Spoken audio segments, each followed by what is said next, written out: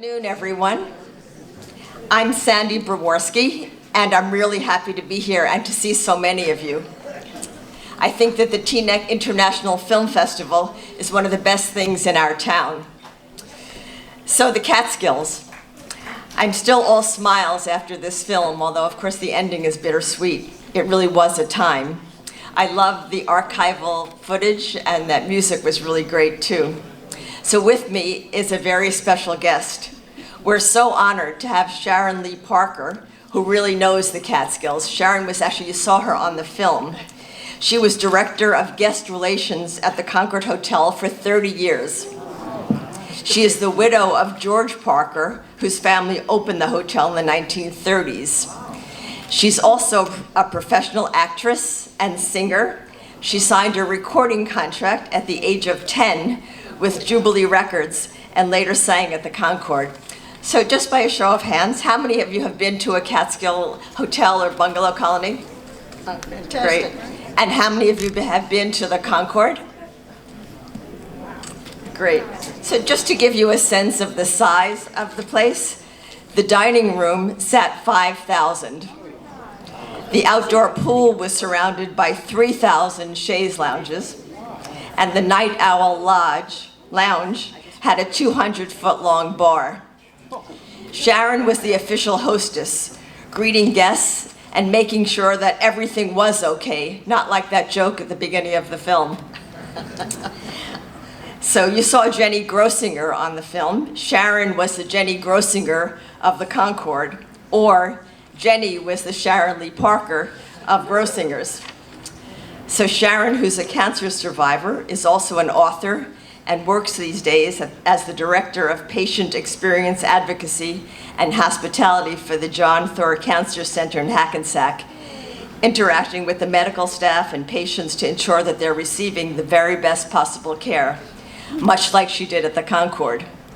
And she's working on a new book about her experiences at the Concord, and I'll let you tell her, she'll tell you the title a little bit later. So the format is that Sharon and I will have a conversation, and then we'll leave some time for your questions.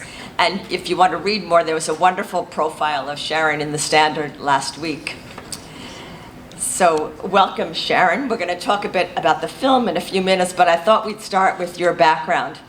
I know that you grew up on Long Island, and how did you end up in Kiamish Lake at the Concord? Well, first of all, I just wanted to say what a great pleasure it is to be here with all of you. I feel like you're all my extended family and people that I haven't seen for a long time, and thank you so much for having me invited here and sharing a little bit of the past. My whole name is Sharon Lee Parker. And my father, Mike Strauss, was the winter sports editor and the ski editor of the New York Times, racing editor, feature writer for 53 years. And then he was the sports editor of the Palm Beach paper, where I also live. So I'm sort of a commuter on United Airlines. I might even get to see you. But a long time ago, I first grew up from Vermont. I'm half Vermont. My mom's family is Vermont, Rutland County. I was actually thrilled to be New England's teen queen when my 45 records were coming out. And if anybody ever went to the Rutland Fair in Vermont, I was singing in the major grandstand for the people who started those shows, and they were New Jersey, Atlantic City people from the Steel Pier. And so I sang there and went to the University of Vermont. But in the meanwhile, I got record contracts, and I was with Paul Winchell and Jerry Mahoney, if you remember them. Remember them with the yes. And I was on television on ABC when I was just a kid. So I've been working my whole life, and I still am. And I believe in that activity of the mind and the body are your key to long life. But as you asked, I grew up, I went to Oceanside High School, because we moved to the island. My Uncle Seymour, Dr. Seymour Strauss, was a dentist in Oceanside. And it was a long way from Danby, Vermont, where we first lived. And also we lived in Jamaica Estates when my father was taking the E train to get to the New York Times. And it was convenient, but we decided, my mom and dad decided when I was in the 4th grade, we needed a big house, a real house, not an apartment. And we moved to Oceanside and on Foxhurst Road, 353 Foxhurst, in case anybody ever goes to the island, the house is still there. And I had a wonderful time there. And when I went up to the University of Vermont, I was at the Concord a lot, and Grossinger's and the Nevele and the Falls View and all of these wonderful hotels singing. So I met everybody who was up there, including Jenny Grosinger. I guess you could say I was always outgoing because that was just who I was. And when you were making records and commercials when you're little, you learn how that you're all people, you're all one family. And I always say that my life has been such an inspiration because I have met so many hundreds of thousands of people. And what I do today is really an extension of what I started at the Concord, walking the dining room and greeting the guests after I met George Parker accidentally. Ray Parker, who was George's dad, called my dad, Mike Strauss, at the New York Times and said, "Mr. Strauss, we have a new phenomenon called artificial snow for our guests so they can ski. Would you like to come and see it?" Having a mother from Vermont, my father thought, do we need more snow? Well, maybe. So he took me up there, and I go to the ski chalet at the Concord, and there is this little boy skiing down the slopes. I'm 9 years old, he's 10, as it turned out, without any ski poles. And I thought, who is that little boy who can ski without poles? I could ski, I could snowplow, but I used poles. I married him 10 years later at the Concord with 931 lovely guests, and some of them were guests at the hotel at the time, in that big dining room that you saw on the screen.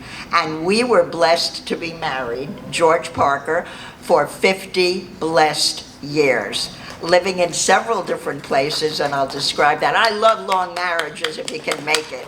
So, I believe in that. what was it that your father-in-law said to you that then became the title of your upcoming book? How to Stay Married to a Man with 1,200 bedrooms for short. I'm the only one who, of all the daughter-in-laws, who's an original, and it was so cute. My brother, I have two wonderful brother-in-laws, Robert Parker and Jimmy Parker. My husband was the middle child, George, and I've had more sister-in-laws than I can count. It's not easy to stay married when you've got 1,200 bedrooms, I can tell you that. But when I got the contract with ABC Paramount, which is the 45 records, remember those? My father-in-law looked at me and he said, "Sharon, you cannot be on tour with Glenn Campbell and Vicky Carr and stay married to George Parker. It's never gonna work. There are too many bedrooms here." And I looked at him and he said, "I want you here." So we gave up the singing part professionally. I married George at a wonderful ceremony and became the director of patient experience there, greeting the guests at the Concord, walking those dining rooms with Irving Cohen, who was the maitre d', and he was a fabulous person. And you knew who were the seasoned guests and who were the new guests and who were the VIPs. I remember Joan Rivers coming with her dog. We didn't have dogs in the dining room at that time, but the dog used to hide underneath the table, and he was very good, so he was allowed. But sometimes, you go through life and you think, wow, I look at everything in a positive way. Up, down, smile, frown, positive, negative, the choice is yours. And my choice is up, smile, and positive. Great. So. We all need to learn some of that from you, Sharon. So what was it like having a family life at the hotel? Did you actually live there? Did you ever have to cook dinner? On occasion, we had a lot of room service, I can tell you that.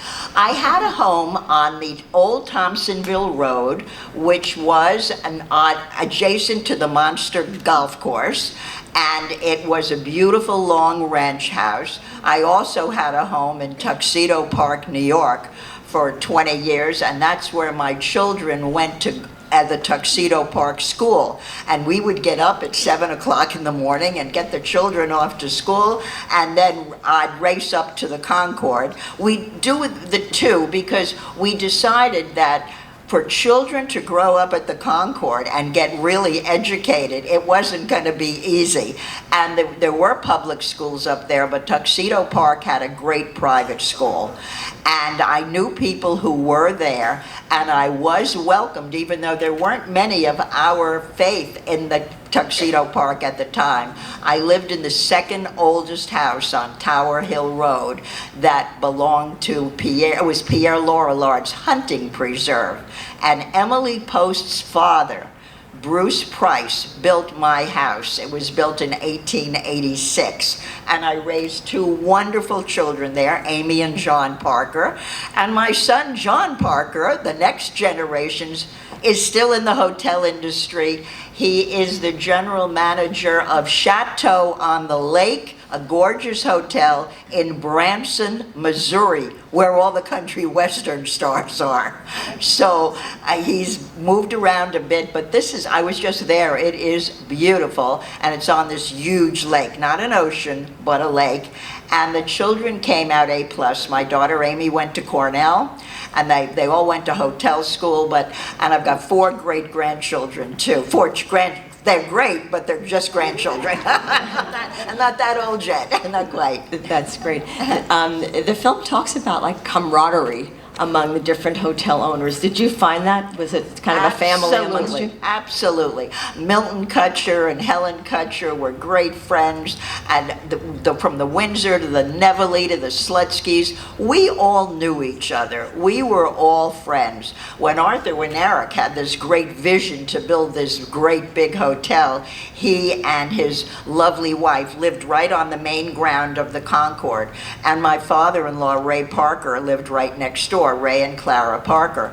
And we talked about going to the other hotels, and my father would write about the other hotels too in the resort section of the New York Times. So we knew everybody, and that's what I like, people helping people, not people hurting people. And I'm a firm believer in that, even at the John Thurr Cancer Center at Hackensack. We go out of our way to make sure that everybody is treated like a guest. You're just there for a different reason, but everybody is a guest, and everybody has to be cared for at the highest level, period. And people call me day and night. I give my card out to everybody so they have it. And if they need help, I'm going to be there.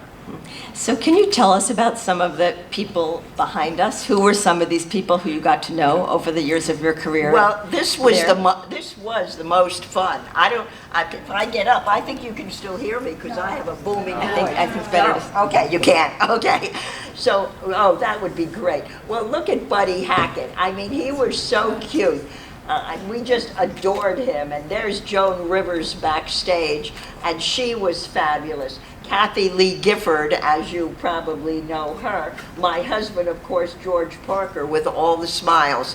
If you noticed in the movie, a lot of people were smoking. And those big, I'm anti-smoking because I see too much. I do have a doctorate and I have a master's degree in aging. And if you want to get older, you got to treat your body like it's a Rolls Royce, not a Ford pickup. Even though Ford pickups are great for certain roads, but you got to treat your body well. And they all smoked, and my husband smoked. They were Marlboro men, and then they made the big, long cigars. My father-in-law used to import Laranaga cigars from Cuba. And that was one of the problems. You're so sweet to do this. Here's Buster Crabbe swimming. And I used to talk to him a lot about the swimming. And he would tell me, and I'm going to share this with you or later if you want to speak to me, you can swim without water. You can swim with water or without water. And I think that the reason that I can work a 15-hour day even today and not get tired is I swim every day. And I teach our patients how to do it. Here is Connie Francis.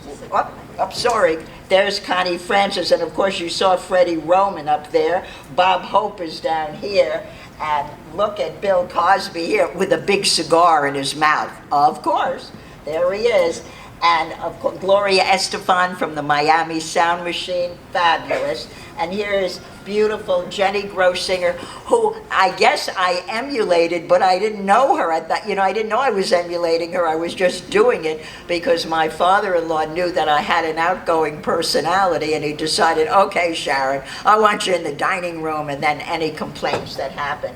And it was great fun to do it. When you can solve somebody else's little problem, it makes you feel like $1 million, and it still does to this very, very day. Dionne Warwick is right over there. Clint Holmes. These were great people, and everybody was welcomed at the Concord. We didn't look at anybody from their ethnicity or where they were from.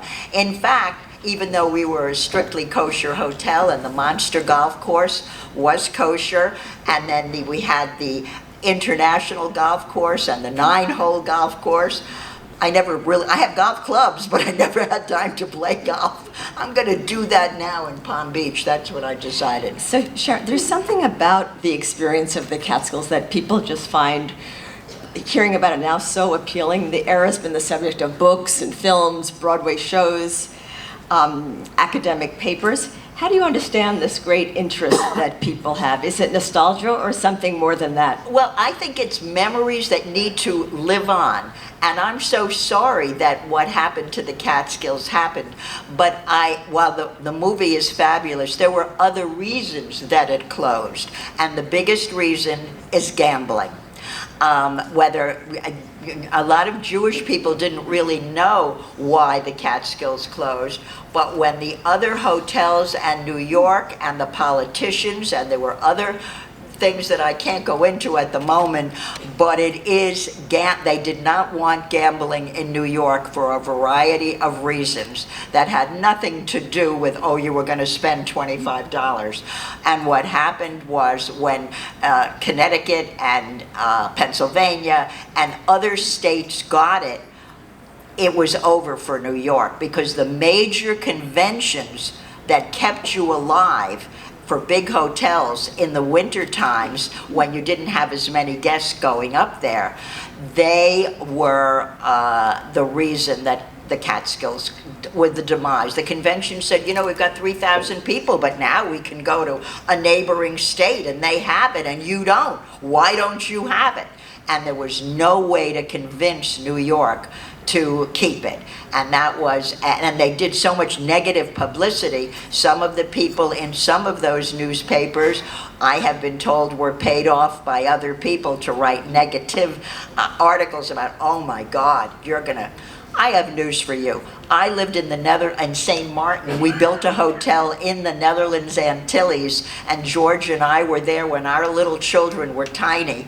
I brought a 4-month-old and a 15-month-old child to St. Martin, and we built the Concord St. Martin, which was on Maho Bay. And there were casinos all over, and we had a casino. It didn't make us gamblers. If you wanted to play slot machines for $20, well, fine. But it never turned us into gamblers. It's how you're raised. It's how you want to spend your money. And some people wanted to go spend $100 on gambling, but the New York, because of the other reasons that are still not out there, is why the Catskills closed, in my view. That doesn't mean every bungalow colony, but as far as the big hotels, you couldn't survive without it, because without the conventions, the big conventions, the car conventions, the state conventions, the food conventions, the food merchants, the dressmakers, the fabrics, these gorgeous clothes that were made up there. Nobody wanted to come anymore if you didn't have gambling. It was just the way it was. Thanks for sharing that, that insight, Sharon. Have you been back to the Catskills since the hotel closed? Well, I have driven up Route 17 for sure, and what's so sad about it is all of those signs that you saw on the movie screen aren't there anymore. And of course they're not there. I drive up to Syracuse, so sometimes I go up Route 17. But I prefer to remember all the positives about it. I'm a very positive person, and I don't really let a lot of negativity into my life. I turn it around. And we had so many blessings and blessed years there, and wonderful people that I said, I've met every person I ever have to meet. I don't have to meet anybody else that's famous now, because I look at them and you see them on the screen and you think, you know, they did so many wonderful shows, and they brought so many smiles to people, and that's what I liked, when people walked out and said, great. You know, they talked about the 1-door, 2-door, 3-door, 4-door. We used to sit ringside. A6 was our table, and I'd be backstage with the stars, and then we'd come out, and George and I would be looking at the doors in the back, and they were right. When Yul Brynner got all of those doors open, we had trouble. We knew. And then they'd go to the coffee shop. Remember, the coffee shop at the Concord afterwards was always mobbed. My favorite was a hot fudge sundae. You weren't supposed to have that at 12 o'clock at night, but we had great hot fudge and great vanilla ice cream. Great. So even after all those meals, people were flocking to the coffee shop? Oh, God, yes. The coffee shop was mobbed at night, and you'd walk by all the stores going down towards the coffee shop, the ladies' shop, and Jack Brand's men's shop, and the gift shops, and you went into the coffee shop and you'd sort of discuss the day and what were you going to do tomorrow. It was a family, one huge family. How early would your day start? Our days were about 8 o'clock in the morning. I would start, and sometimes I got room service if I was really hungry. And I did go to Kaplan's Deli on occasion for a corned beef or a pastrami, for sure. But I was busy at the Monster Clubhouse. I used to love to have lunch there, and dinner in the main dining room. I was walking the dining room, not really eating until afterwards. There were 200 in the kitchen making foods and all of those dining rooms. It was just amazing, absolutely amazing. And were you also at the pool and the golf course? You bet. And I wanted to show you this for a second. You won't hear me, but I'll show you what I do. I walk the pool. I would swim in the indoor pool and the outdoor pool, both. We had a wonderful indoor pool.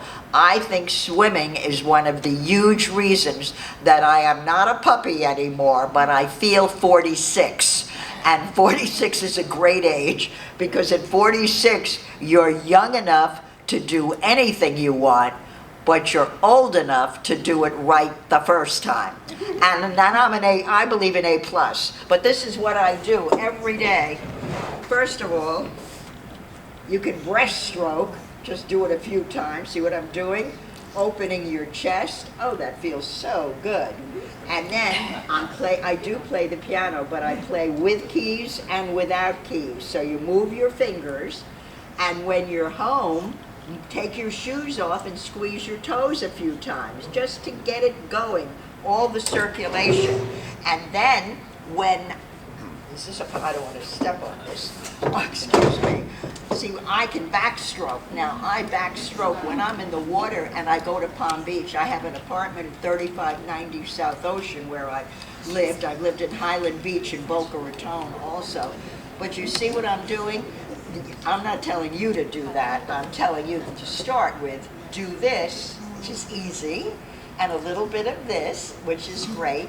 And then when you're sitting down, you can flutter kick just like you're in the water. Just flutter kick your feet out, just flutter kick a few times, and that gets all the circulation going. Now, when you're drinking water and good things to drink, you feel so much better. And I could tell you that I don't drink soda. I'm so sorry, God, but I don't drink soda. I make my own, and I think it's really helped me, and that's why I'll just share it. I buy Perrier or Pellegrino water. I put it in a pretty wine glass. I put in that much Perrier or Pellegrino, and then I buy usually a Knudsen juice, no sugar added. So there's a little bit of beet juice or a little bit of pomegranate juice. That much, it makes it purple. It looks like red wine. and then I add just, for me, a little bit of raw apple cider vinegar, a spoon, that takes away any of the sugar that I might have consumed during the day, but I'm careful what I eat. Thanks. So we're all going to exercise after this and little follow exercise. your advice. Yeah, call me anytime, I'll show you what I do. I have a lot more questions, but I have a feeling that people in the audience also have questions or maybe stories you want to share. So if you want to raise your hands, we'll bring you, or just, actually, if you want to just come up right here, there's a mic, and Sharon will answer your questions. And if you don't worry, you can ask me more questions. Here's one. Here's, thank you. Sorry, this is going to be a little controversial, but I was wondering if there was any mafia stuff that you had to deal with?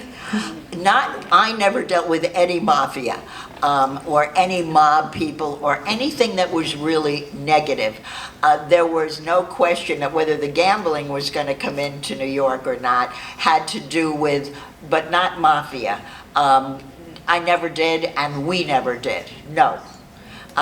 Everybody seemed to be, terrific as far as I was concerned, in the realm that I had. And I met thousands and thousands of people up there, but I never heard that.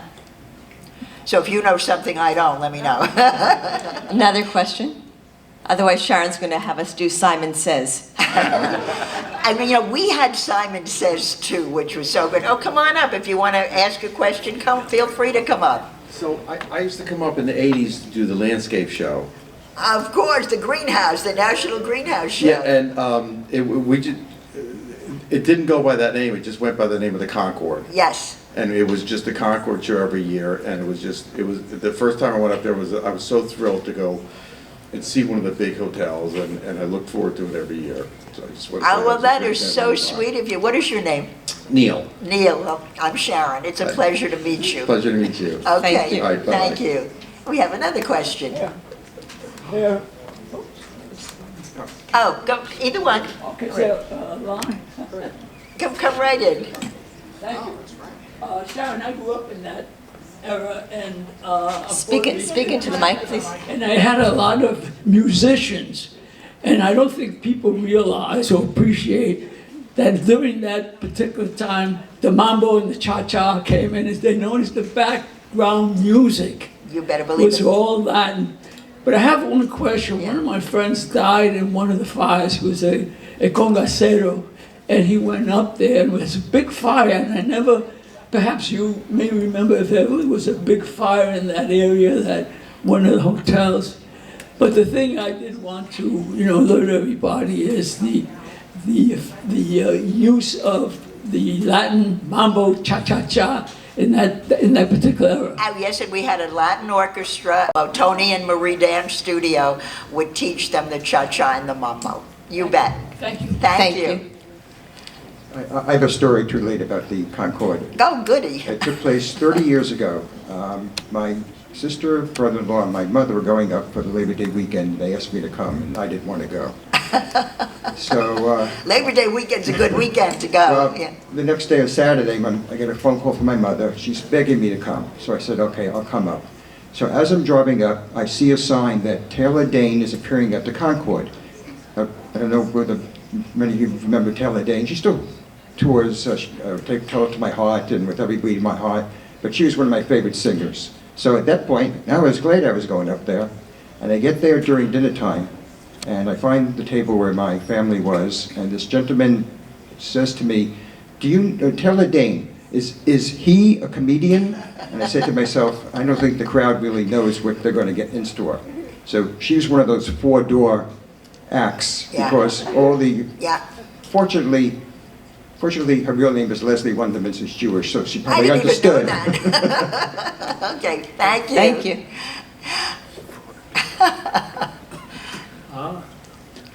I used to go to the Concord, and I Used to have a lot of fun there. I bet you did. What's your name? Donald Rosenbaum. It's so nice to meet you. Are you New Jersey or somewhere else? I live here in Fort Lee, Uh-huh. very close. I just want to tell you, Rabbi Solomon Rothstein was from Fort Lee, and he was at the Concord for all the big Jewish holidays in the later years, and was a fabulous rabbi, and very handsome too. Solomon Rothstein. Don't know him, but No, okay. Fort Lee Jewish Center. I do. Oh, good, good. Grew up young, he was still there. He moved to Los Angeles. Yes. Wonderful rabbi. Go ahead. I have 2 children, and they both have families, and come around the summer. I like to get together with my children and their families, and I so miss having a place like the Concord where we could all get together and do everything. And so the question is, am I alone there? Could there be a new Borscht Belt or new...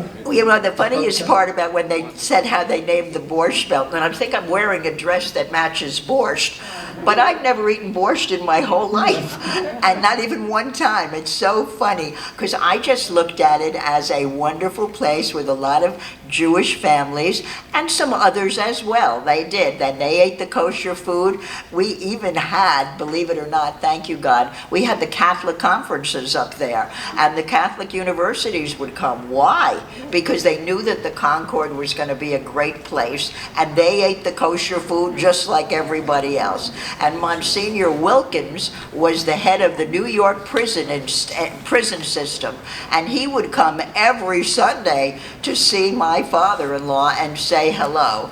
And we knew exactly who we were, but our arms were open to welcome America. Do you think there could be a place Well, if you where want the to build gentleman's one, family let me might know. go? Let me know. My son is in Branson, Missouri, at a great hotel, but it's not so easy to get there. Yeah. The Texans and the people from Oklahoma go there. Well, I hope someone does I build love one. it. I love it. Yeah, it would be a wonderful idea. We had great times. I mean, they have places like the Mohawk Mountain House that Yeah. continues, but it's not the same. Not the same. Not No. No, Thank you. you're so right. Thank you. We had great times. And I'm going to have a book called How to Stay Married to a Man with 1,200 Bedrooms. We'll get it for you. Go right in. My name's Eliezer Diamond. Very nice to meet you. It's very nice to meet you. So first of all, I'll just say, full disclosure, I was a Grossinger's person. We love Grossinger's. It's fine.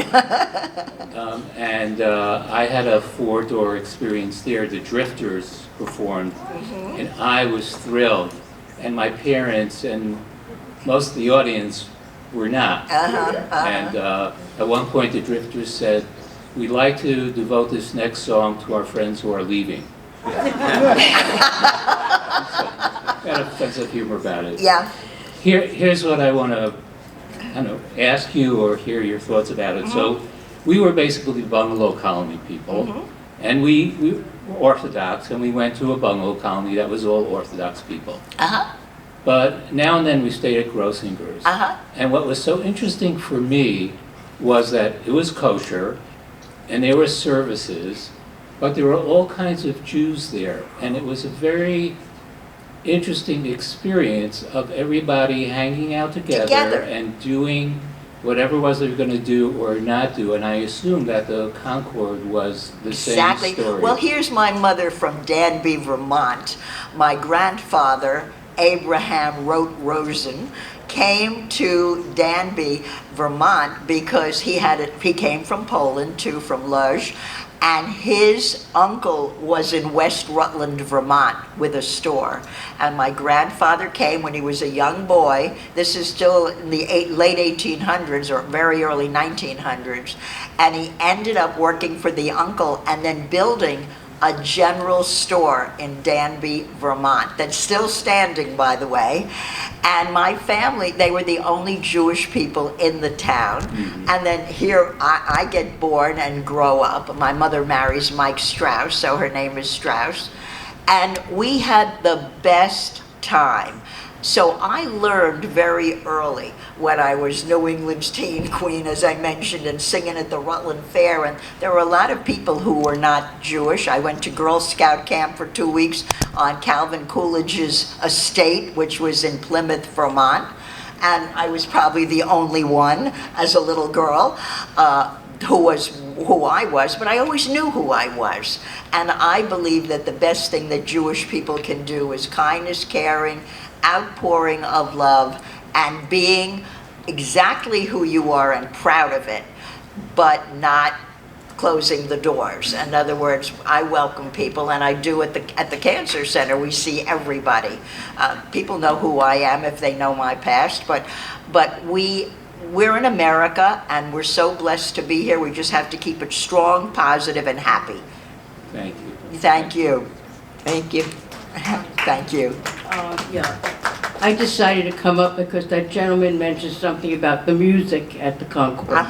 My husband, before I met him when he was younger, he was a musician, and he played the Concord. He was, what he told me, he was both in the show band and the Latin band. No kidding. Yes, and he told me Marty Beck was the orchestra leader at the Concord. Marty Beck was the main orchestra. And we went up there, years ago.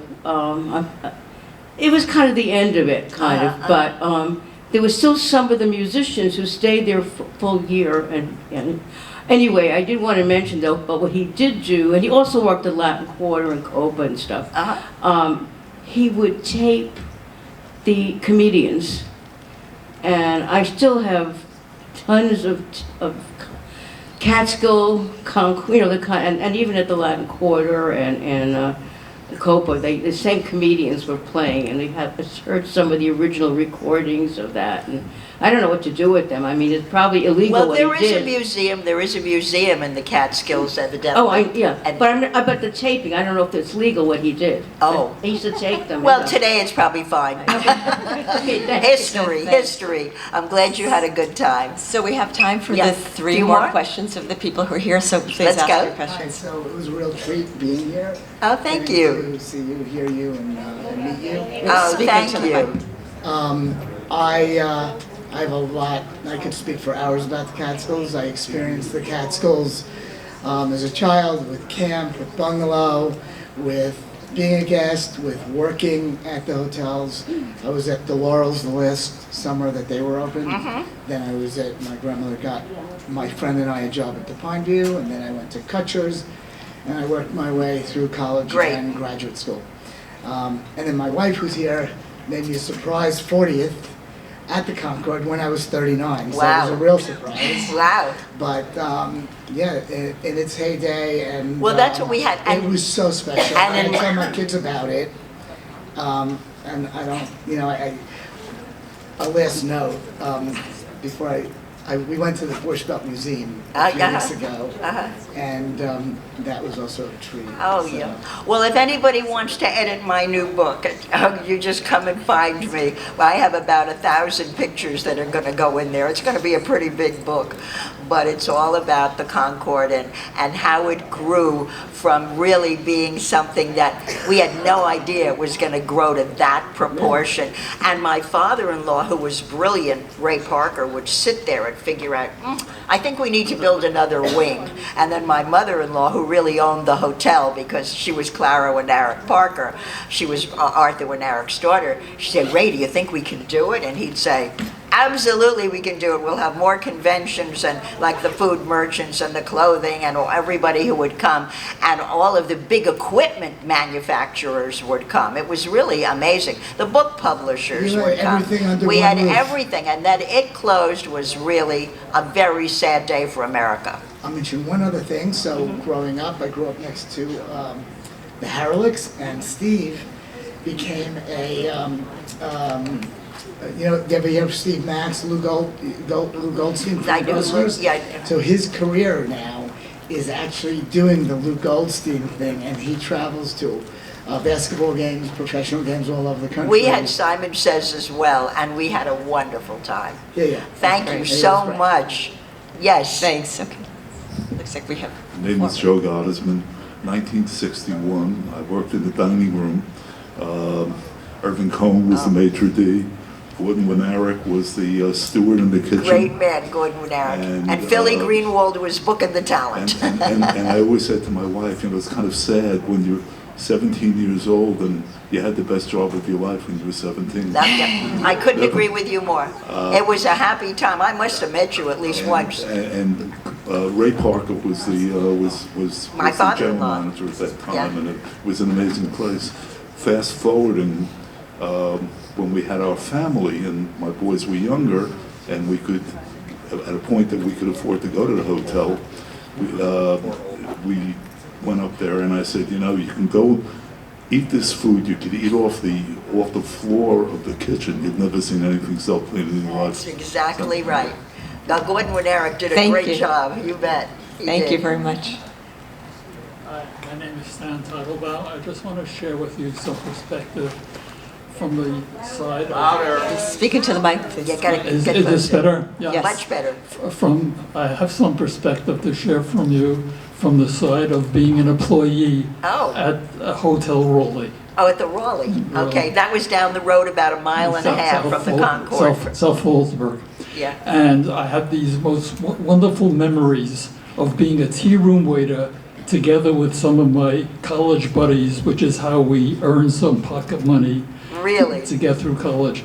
But we also learned, and the guests were wonderful. We mingled with the guests, and they were very welcoming toward us. But we weren't treated so well by the management. At the Raleigh. Right. We have to call them right up. And the reason that, maybe you want to put this in your next book. Yeah. And the reason that I say that... Concord. See it at the Concord. This is from the Monster Golf Course. Yeah, go ahead. Well, we also learned how to be adaptive and how to survive. And what happened was, we worked the tea room, which relates to what you were saying about after the show. Everyone ran into the tea. They were so full from the dinner and everything. But they had to go. And after the show, they ran into the tea room to get their tea and sponge cake. You bet. And as a result, so we worked late, and then we had to clean up Get up in the afterward. morning. And for breakfast, what they gave us for breakfast was the leftover flunkin. Oh, boy. The leftover flunkin. We gotta for call dinner the Raleigh was Hotel. Our breakfast. So we learned how to adapt and how to survive, which was, we had the key to the pantry. Ah, This was super special. you're a bad boy. And by going into the pantry with a big tray, we were able to get lemons and hard-boiled eggs. You should have called and me at the salads, Concord. I would have come and over. that's how we survived. Well, you look great, and you survived a long time. Thank Great. you. Thank you. Thanks. Thank you. Let's try to get these two more Next. comments in. Thanks. It's so much fun to hear your little stories. And hi. Hi, my name is Susan Gold, and Hi, unfortunately, I was never at the Concord. But my question is a different one. Why no gambling in New York? What was the reason for why no I gambling? can't really say what I know because No. because I'm writing new books and I speak all over the country, and I don't really want to have any political problems. Okay. But to tell you the truth, I mean, some of the people were afraid of gambling, that they felt like, oh my God, my husband will become a gambler, or my wife will become a gambler, or all our money will go down to the slot machines. But that really wasn't it. It was political. And it was from the New York State government people on down. There were certain people who were friends of people who were not in our state, who didn't want gambling for New York because of competition, and that never really comes out, and won't come out anymore anyway, because it's too late. but it was the demise of the Catskills, was the lack of gambling. Because the big money that came into the Catskills, besides all the wonderful people who would come up for a week or two, or, you know, at the bungalow colonies, was the major conventions. They brought in hundreds of thousands of dollars at a time when people weren't traveling so much. The summer was over, it wasn't the Christmas, Hanukkah, you know, it wasn't the Easter, Passover, and then it wasn't the summer. If you were a 12-month-a-year hotel, you had to survive 12 months a year. Right. You have thousands of employees, you got to be able to pay them. Right. You can't pay them if there's no money. I have another So, question. wait, I'm sorry, I've just been told that we're out of time, but we're going to go right outside, and you're free to, I know Sharon will stick around and we can ask questions and talk some more, share memories outside, but we have to clear the room so that it can be set up for the next film. There's another film? Yes, all day. I just want to mention a few people have said something about the Borscht Belt Museum. It's in Ellenville, and its brochure reads, Laugh, Learn, Reminisce, and Quell. And if you want to hear more about it, there's a website called BorschBeltMuseum.org, and the founders are actually related to some folks in Teaneck. So Sharon, I can't thank you enough for your thank energy, you. your stories.